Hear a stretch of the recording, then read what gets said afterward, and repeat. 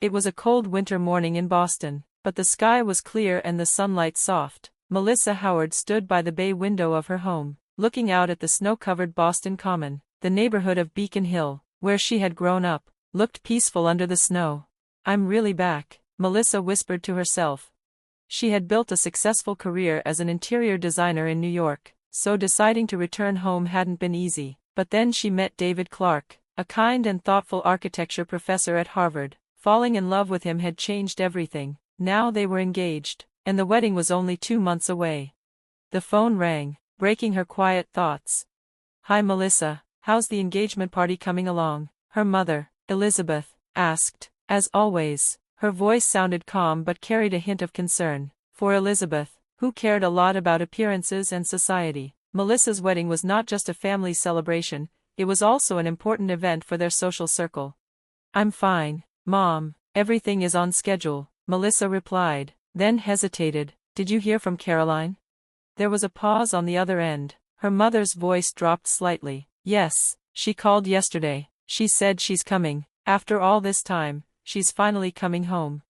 Melissa felt a swirl of emotions. Her younger sister Caroline had always been the center of attention, beautiful, charming, and confident. Their parents had doted on her, while Melissa had always worked hard for everything. Caroline seemed to get by on natural charm. Over the years, the distance between them had grown. "That's good," Melissa said, choosing her words carefully. But deep down, she felt uneasy. Even now, her feelings about Caroline were complicated. Later that day, Melissa went to the restaurant in Beacon Hill where the engagement party was being held. David was already there and greeted her with a warm smile. "You look beautiful today," he said, kissing her hand. "I'm a little nervous," she admitted. "It's been a long time since the whole family was together." David gently squeezed her hand. "Don't worry, I'm here with you."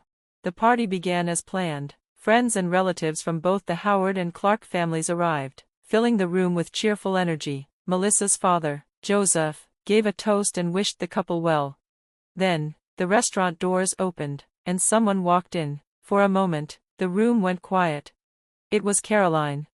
She walked in like a movie star, her blonde hair shining, her dress stylish and perfect. She smiled confidently as people turned to look at her.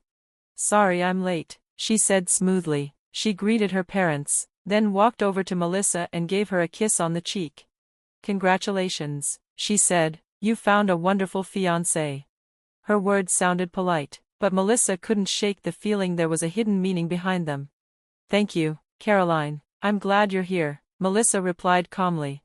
But the tension between them was clear.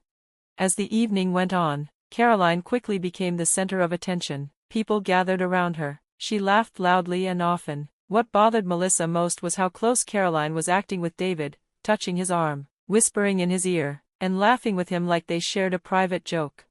Melissa tried to stay calm. "This is my engagement party," she told herself. "I won't let it get to me." Later in the evening, Caroline stood up with a glass in her hand. "I'd like to say a few words about my sister, Melissa," she said sweetly. Everyone turned to listen. "Melissa is such a hard worker. She always gives everything her best," Caroline said, smiling at her sister in a way that made Melissa uneasy. There was something unspoken in her eyes. "I truly wish you all the happiness in the world. Congratulations." Everyone clapped, but Melissa felt a chill in her heart. Caroline's words seemed friendly on the surface, but something about them didn't feel right. 2 weeks before the wedding, Melissa was at a cake shop going over final details. "No more strawberry decorations. I want something simpler," she told the cake designer. Then her phone rang. "Jennifer, what's going on?" she asked, recognizing her best friend's number. "I'm in the middle of something." "Melissa, it's important," Jennifer said, her voice tense. Melissa stepped outside. The snow was starting to melt, and a cold wind blew through the Boston streets. "What's wrong?" "It's about Caroline," Jennifer said quietly. "Maria overheard her talking with some friends. She's telling people about your surgery." Melissa froze. "What?" "She's saying you had plastic surgery. She didn't say why, but she's spreading it around like gossip." Melissa's hand touched her cheek. Even without a mirror, she knew where the faint scar was. There had once been a much deeper one. "Are you okay?" Jennifer asked. "I'm fine," Melissa said, trying to steady her breath. Thank you for telling me, but I won't let it ruin this for me. This is my day. After the call, she stood outside for a moment, lost in thought. She remembered everything from 9 years ago, how she had left Boston after a terrible accident. People believed she had gone to Los Angeles for work, but in truth, she had been in Phoenix, recovering from serious burns. David came out of the shop and walked over to her. "Are you okay?" he asked. "You look pale." Melissa looked at him and nodded. David already knew everything about the accident, the surgeries, the pain. He had accepted her fully. "Jennifer just told me Caroline's been talking about my surgery," she said softly. David's face grew serious. "Don't worry about her. You've already been through so much. No one else needs to know anything. But if she says something during the wedding—" "If she does, I'll handle it," David said firmly. "I'll protect you, always." That night, Melissa visited her parents' house. Her father was reading the newspaper, and her mother was sewing. It was a quiet scene, two people who had shared a life for decades. "Melissa, you're here," Elizabeth said, standing up. "I'll make tea." "Where's Caroline?" Melissa asked. "She went out with some friends. She got here yesterday," Elizabeth answered, watching her daughter carefully. "You two still haven't talked much."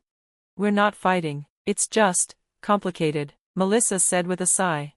"I understand," her mother said gently. "Caroline has always needed to be the center of attention. Your wedding might make her feel like she's losing that."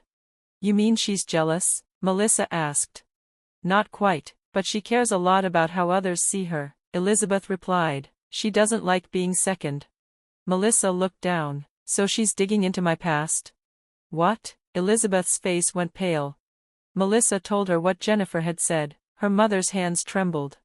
"That's cruel," Elizabeth whispered, "after all you went through, and for her sake, too." "Mom, I'm okay," Melissa said, trying to reassure her. "David knows everything. I'm not ashamed. The wedding will still be beautiful." Later, as Melissa drove home, she adjusted the mirror to look at her face. The scar on her cheek was hardly visible under makeup, but she remembered what it used to look like: raw, painful, and large. She remembered the surgeries, the treatments, the months in the hospital. Back at her apartment, she pulled a box from the back of her closet. It had been years since she'd opened it. Inside were old photos, hospital records, and pictures taken after the accident. Her face had been badly burned, nearly unrecognizable. "It's been a long road," she whispered, holding one of the photos. Then her phone rang again. It was David. "I'll go with you to the final dress fitting tomorrow," he said. "Thank you," she replied softly. "I'm so glad I have you." She placed the photos back in the box and returned it to the closet. The past was behind her. A new chapter was about to begin. At the wedding, Jennifer adjusted Melissa's dress and whispered, "If anything happens, just signal me." Melissa smiled. "I'm fine. I'm really happy." The ceremony at St. Paul's Church had been peaceful and full of love. Now, the reception was starting at a grand hotel. Melissa and David stood at the entrance, introduced as husband and wife, and walked to their table while guests clapped. Melissa glanced around and saw Caroline. She wore a flashy green dress and sat next to a young man. When Melissa looked at her, Caroline smiled and waved. "She seems calm," Melissa whispered. David squeezed her hand. "This is our day. Nothing else matters." The music played. Dinner was served. Melissa and David walked around the room, thanking their guests, but as they approached Caroline's table, Melissa felt her body tense. Something still didn't feel right. "Listen," Amy said gently but firmly, "you need to fix this yourselves. Make a plan to rebuild. Face the lawsuit honestly. Most important, change how you run the business." "But how?" "I don't know business," Martha said. "But I know what it means to have courage and start over," Amy said. "Think about me a year ago. What do you really want? What matters most to you? Maybe start there." After a long pause, Martha said quietly, "You've really become strong." "I'm not strong," Amy said. "I've just been honest with myself." After ending the call, Amy looked at a framed photo on her desk, the cover of the first issue of Taste of Chicago magazine, showing her and Jacob smiling proudly. There was a knock on the door. Jacob peeked in. "Ready?" he asked kindly. "I want to talk before the party." Amy nodded and grabbed her coat. They left the office, but instead of going to Lucille's, Jacob took her to a small park. Snow was falling softly, and trees were decorated with lights. Jacob held her hand. "My life changed when I met you," he said honestly. "Your love for cooking, your honesty, your strength, every day you inspire me." He pulled a small box from his pocket. "It might be soon, but I want to take the next step with you. Of course, if you say no, our work together won't change, but I want you to know how I feel."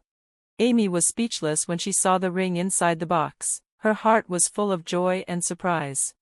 Then she thought about her family. "There's something I have to tell you," she said seriously. "My family is going through hard times." She told him everything about her call with her mother and how she felt. Jacob listened quietly and smiled gently. "I will support whatever you decide," he said. "People make mistakes. Your family is like that, but if they really want to change, shouldn't you give them a chance?" Amy felt the cold snowflakes on her cheek and thought about his words. "You're right," she said finally. "I don't want to give up on them, but if we want to be a real family again, they have to change too, and I want to be strong enough not to get stuck in the past." She looked at Jacob and took the ring. "My answer is yes." She smiled. "Tomorrow, I'll call my family and tell them if they want to try again. I'm ready." Jacob hugged her. The Christmas lights sparkled softly around them. On this winter night, Amy found her path, to accept new love, carry past pain, and try to forgive those who hurt her. She understood that real strength means standing up, moving forward, and sometimes reaching out a hand. 5 years later, Amy was sitting in the private room of Embrace, a fancy new restaurant from Monroe Group. Her life had changed in ways she never imagined. Her cookbook was a bestseller and now in its third edition. The food festival she organized was famous across the U.S. She and Jacob had been married 3 years, walking together not just in work but in life. "Is the cake ready?" Amy called toward the kitchen. "Perfect," the chef said with confidence. Tonight was special. It was like the end of a story that started on that Christmas 5 years ago. Amy looked out the window at Chicago's beautiful night lights. The door opened, and the first guest came in. Brooke walked toward her, smiling. Behind her was a young man carrying a small cake box. It was David, Brooke's fiancé. "I baked this myself," Brooke said shyly, opening the box. "I'm still learning." Amy couldn't hide her surprise that her sister was now baking cakes. Brooke had rebuilt her life after their father's company troubles. After many tries, she opened a small bakery that was now loved by many locals. "It looks wonderful," Amy said sincerely. "The decorations have really improved too." Their parents arrived next. Richard and Martha looked older but kinder.